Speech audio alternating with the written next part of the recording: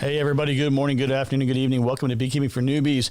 Today is a special episode here. Well, it's not so special anymore, I guess, since we've already done one before, but this is going to be Bees in the News, Episode 2, International Edition. I deliberately extended my search to push out to the rest of the world to look for something a little bit different so that it wasn't always focused on the U.S., because I recognize we do have a lot of folks throughout the world who are listening, which I appreciate you. Thank you so very much. And let's jump right in. We're going to start in honor of I finally broke this, by the way, but I have my week and a half, 2-week stretch of my daily Australian accent. You'll be happy to know that I have finally broken that. I'm about 2 or 3 days fake Australian accent free. But in honor of that, we're going to start here in Australia. And like I did before, I will post links to these sites with these articles on the Beekeeping for Newbies. That's NEWBEES.com. There's a section there for In the News, and I'll post links to all the articles if you want to go and read them yourself. So this is Agri-Futures in Australia, and the article is Varroa Resources Launched. In a critical juncture for the honeybee industry, Agri-Futures Australia, in partnership with the industry's peak national representative body, the Australian Honeybee Industry Council, the AHBIC, is set to launch a suite of Varroa mite-focused resources. The suite of resources follows the completion of the Resilient Beekeeping in the Face of Varroa project, an Agri-Futures Australia research initiative. The project has been a key focus for the Agri-Futures Honeybee and Pollination Program following the incursion of Varroa in June of 2022. In September of 23, the eradication of Varroa was deemed no longer technically feasible, leading to a transition to management phase aiming to slow the spread and limit the impacts of Varroa on Australia's beekeeping industry. Now, I was actually tracking this a while back, and I know that Australia pumped a ton of money into trying to eradicate Varroa early before it got out of hand. It's just tough. It is such a tough bug to beat. Continuing on here, its introduction, referring to Varroa, jeopardized the critical role played by 29,800 skilled commercial and recreational beekeepers that collectively managed 530,000 hives. These hives and its residents are vital for the pollination of 35 agricultural crops and many of our favorite foods, including a range of nuts, berries, and stone fruits. So the article continues on to talk about some of the things that are being done as part of the program, how you can get access to these resources, and what some of their hopes, dreams, goals, aspirations are around this program. So these resources can be found at the AHBIC website. So for those of you who are familiar with that, feel free to go there. Like I said, I'll post links to this if you need to track down the article. You can find direct links to it from there. But to learn more about the Agri-Futures Honey, Bee, and Pollination Program, visit their website. Okay, next up, Northern Ontario beekeeper advising others to have colonies tested for chemicals. A Northern Ontario beekeeper is sounding the alarm after discovering most of her bees had died earlier this year. Janice Mitchell is a veterinarian by trade, and so she decided to send some of the deceased bees away for testing. The beekeeper was surprised to learn most of those tested had high levels of glyphosate, a toxic herbicide found in products like Roundup. CTV News staff walked Mitchell's backyard in Tacoma Township on Manitoulin Island earlier this month. She said the constant soothing hum she would hear in her ears when outside has gone silent these days. It was in February when I discovered the majority of my bees at the farm property that we're at here had succumbed, and that's what I needed to find out, said Mitchell. Thousands of bees across 15 colonies had died, and she immediately got to work to find answers. Surprising results. According to the lab where Mitchell sent her bees, including the queen, the specimens contained 0.57 parts per million of glyphosate. Health Canada guidelines set the maximum acceptable concentration for a human, who's just obviously a tiny bit bigger than a bee, in a glass of drinking water is 0.28 parts per million, and these bees contained twice that level. Mitchell said the result came as a surprise. It wasn't the fact that I'm not going to get any honey. It's the fact that what's the bigger implication, she said. I am studying these bees, but what about the natural, the wild pollinators, the wild bees? What about the water runoff in our Blue Jay Creek, the Manitou, all of our water sources? What about the birds that eat these bugs? It's the bottom. I think it's the canary in the coal mine. Mitchell has forwarded her findings to other researchers, including the Ontario Beekeepers Association. So the article continues here. I think we all know what's going on. Everything in our world in some way or another is kind of getting destroyed. We pump a lot of chemicals into everything. We've depleted all of our soils so much that we have to use a ton of chemicals to grow things. These chemicals get into the pollinators. They get into everything else. We're eating it. We're drinking it. It's in our foods. It's in these preservatives. But we have proof and some evidence here. And you know, I see a lot of these articles pretty regularly about how these herbicides and pesticides keep coming back over and over again to have negative impacts on the pollinators. And we're going to talk about it again in a few minutes. In the next article, we're going to go ahead and move over to Russia. I know a lot of people pick on Russia. I can tell you that in my life experience, I've had the opportunity to meet a lot of people all over the world. And a lot of governments spend a whole lot of time demonizing people that are maybe a little bit different from them or who they don't agree with. And they got to make sure they get all of their people on board with hating all of these other people that we don't even know. I'll tell you, in my experience, most Iranian people, most Russians, Chinese, Northern Africans, people all over the world, people that I've met are just like you and I. They wake up in the morning, they want to go have a good day at work, they want to enjoy time with friends and family. They're not that different.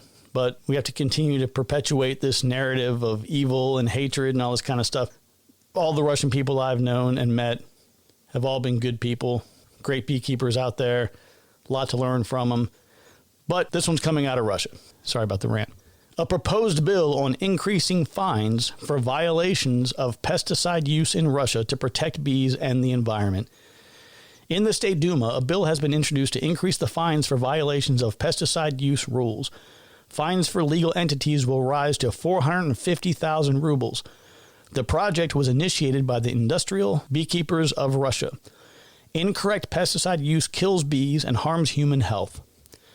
The bill presented in the State Duma provides for an increase in fines to between 350,000 rubles, and repeated violations, the amount may reach 450,000 rubles. The bill presented in the State Duma provides for an increase in fines for violations of rules related to the use of pesticides and agrochemicals. According to the new legislation, legal entities will face a maximum fine of 350,000 rubles, and for repeat violations, the amount may reach 450,000 rubles. This comes out to be, I pulled up the math here on the side, somewhere between about $3,800 and $4,900 US dollars, just to kind of give you a frame of reference. The explanatory note highlights that the initiative for the bill was proposed by the organization Industrial Beekeepers of Russia.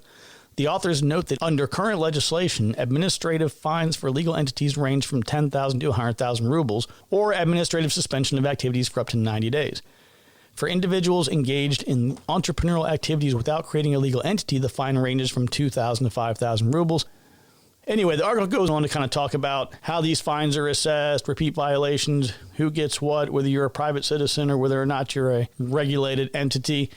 But I think the key takeaway here is that you have another place that's saying, hey, we recognize there's a problem and we need to take some corrective action and impose some fines and penalties and whatever is needed to kind of hopefully help to get things slightly under control. Okay, the one and only article here that's going to be U.S. based. New Hampshire Senate rejects beekeeper concerns, passes aerial pesticide bill. Despite objections from beekeepers across New Hampshire, the state Senate approved a bill Thursday that would allow people to spray pesticides from drones without notifying neighbors. House Bill 1698, which the New Hampshire House approved on March 28th, will become law if Governor Chris Sununu signs it. Beekeepers swarmed. Here comes some bee puns. Beekeepers swarmed into a Senate committee hearing on April 18th to oppose the bill.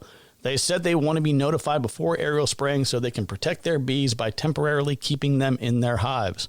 Farmers testified that drone spraying allows for targeting of specific areas, reducing the amount of pesticide used and cutting down the danger of bees compared to ground spraying, which doesn't require notification. The Senate rejected an amendment Senator Deborah Altschiller proposed Thursday that would have required notification of registered beekeepers before drone spraying is done within 200 feet of their property. She noted there was a strong public sentiment against the bill. I have a thick file of written testimony that came in, and we had 235 people sign in against and only 9 signed in support, Altschiller said. The beekeepers have asked, just give us a little bit of notice so we can cover our hives. She said her amendment would address these concerns. This amendment gives farmers the window they can operate in and gives them some flexibility, but also lets the neighbors know this is going to happen, Altschiller said. It's just a way for the apiaries and the farmers to work together. It's just saying if you are going to spray from the air, let your neighbors know, and the beekeepers are the ones that really, really want to know. So my favorite comment here, Senator Howard Pearl said that the neighbor notification would be an undue regulation since it's not now required for ground application. He also said a notification requirement would add an extra level of complexity to the process of applying pesticides. So I think this introduces a bit of confusion to me. A notification requirement would add an extra level of complexity to the process. So I have this vision. I'm a farmer. I want to do some aerial drone spraying. Now, as they previously indicated, well, because they're doing it by drone, they're able to be very targeted to a specific area. So they know exactly where they're going to operate. So you pick up the phone, you dial a couple of numbers. Hi, neighbor, how's it going today? Hey, just wanted to let you know, tomorrow we're going to be doing some drone spraying. Is that cool with you? You want me to push it out a day? I can push it out a day. No problem. Thanks. Have a great day. Click. It's a 30-second thing. You just pick up the phone and make a call. So anyway, continuing on, House Bill 1698 would update a state law on the aerial application of pesticide. When the law was passed in 1995, aerial spraying was done by airplanes, helicopters, not drones. The law requires, among other things, that the state provide written approval for aerial spraying. So it goes on to kind of talk a little bit more about spraying and when you can, you can't, notification and all that kind of good stuff. But that's what's going on in New Hampshire. And last but not least, bees understand the benefits of teamwork, study finds. Bees understand the benefits of teamwork, a study suggests. Finnish researchers devised an experiment in which bumblebees were taught to push a small brick out of the way or navigate a tunnel to get a tasty nectar treat. The bees were taught to either carry out the task alone or with the help of a partner. Scientists found that in both tasks, the partner bees waited for their bee friend to appear before attempting to reach the reward, suggesting they understand the benefits of teamwork. Not going to try to pronounce the name of this doctor, but this doctor at the university said we could tell the bees were waiting for their partner's help as opposed to just pausing because control bees that were trained to push the block alone did not pause. Comparing the partner bee groups against the control group, we concluded that the paired bumblebees were indeed waiting for their partners. Based on our observations, we believe they delay moving the block because they think they cannot do it on their own. So anyway, this was really kind of a cool thing. I saw the video the other day. I have no idea how I even came across this, but it was a video that had these bumblebees and it showed different scenarios they were working through as part of this study. There was like a piece of string and the bumblebee couldn't get underneath to get to the nectar, but he could get the string that was tied to a block of something sugary, and he was pulling the string, and literally you could see him pulling the string until it got tight, and he pulled out the treat. It was kind of a cool thing to watch and a neat thing to see. So if you want to read that article, I'll post that one as well. Well, folks, that is all that I have for you today on this episode of Bees in the News. If you have something special that you'd like to share, by all means, let me know, and I'll try to get that into the list. And I think I'm probably going to try to settle into this about once a week. It's not too terribly challenging to find articles of interest, so we'll see if we can keep this as a fairly regular thing. Outside of that, I'm going to get going. I've got a pretty busy next couple of days. I am still trying to target getting an episode out here this Friday. Got a lot of things going on, but we're going to try and make it happen. You folks have a great week, and I will look forward to talking to you soon. Take care.